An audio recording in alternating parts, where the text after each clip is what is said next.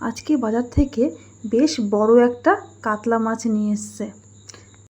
তো আজকে ভাবছি একটু দই কাতলা বানাবো।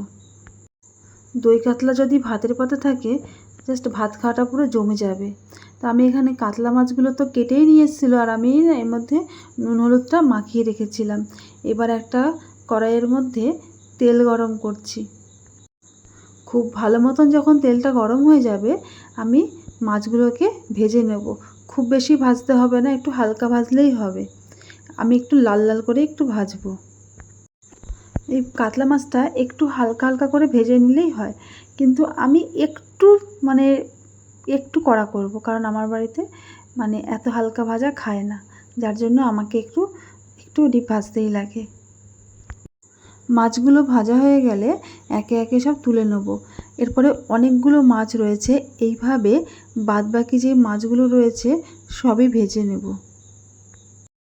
এই দই কাতলাটা রান্না করা কিন্তু ভীষণ সহজ, আর খেতে হয় সেমনি সুস্বাদু, খুবই ভালো লাগে খেতে।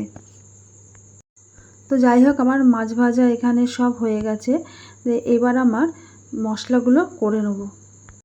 মশলার মধ্যে দেব আমি কালো সর্ষে, সাদা সর্ষে, চারমগজ, পোস্ত, কাজু বাদাম, কিশমিশ, টক দই, আর দেব কাঁচা লঙ্কা দিয়ে একটা মিক্সার জারের মধ্যে নিয়ে ভালো মতন পেস্ট করে নেব। এর মধ্যে আর জল দেব না, দইয়ে খুব ভালো মতন পেস্ট করা হয়ে যাবে।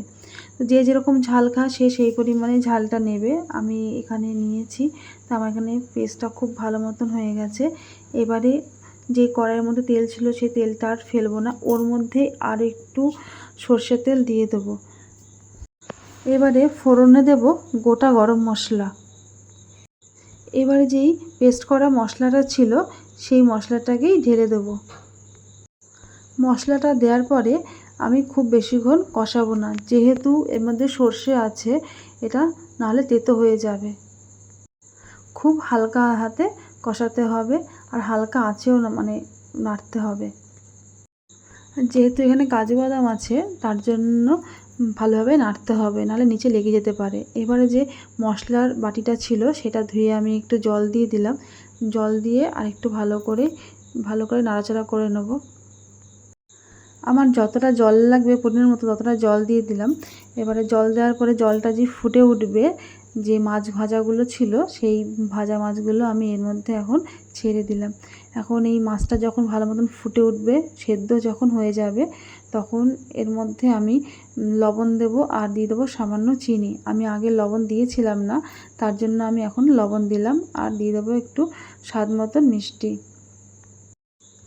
ঝোলটা যখন খুব ভালো মতন ফুটে উঠবে, যখন ঝোলটা একটু কমে যাবে, তখন তার উপরে একটু গরম মশলা ছড়িয়ে দেবো। তারপর একটু নাড়াচাড়া করে এর মধ্যে দিয়ে দেবো কাঁচা সর্ষের তেল। বেশ খানিকটা কাঁচা সর্ষের তেল দেবো, এর স্বাদটা আসবে তেলের উপরে বেশি আরও। তো এবার আমার যে দই কাতলা পুরো রেডি হয়ে গেছে। তো বন্ধুরা, আমার এই ভিডিওটা আপনাদের সবার কেমন লাগলো অবশ্যই জানাবেন, আর যদি ভিডিওটা ভালো লেগে থাকে একটা লাইক কমেন্ট শেয়ার করবেন। তো আজকের ভিডিওটা এই অবধি। সবাই ভালো থাকবেন, গুড বাই।